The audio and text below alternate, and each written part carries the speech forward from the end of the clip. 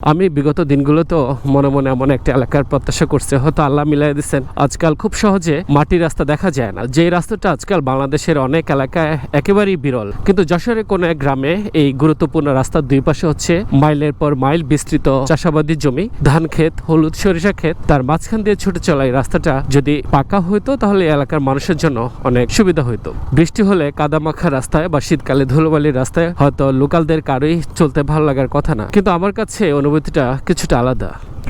ভাই, এই এলাকার নাম কি ভাই? মহিলাপোতা। মহিলাপোতা।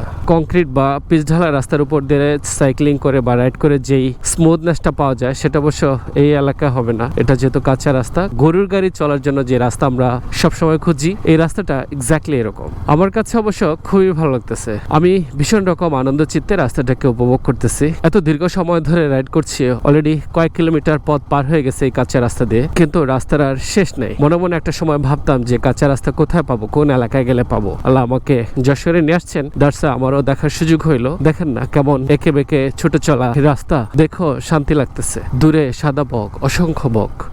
আমি যদি এখান থেকে কাছে যাই বকগুলো উড়ে যাবে।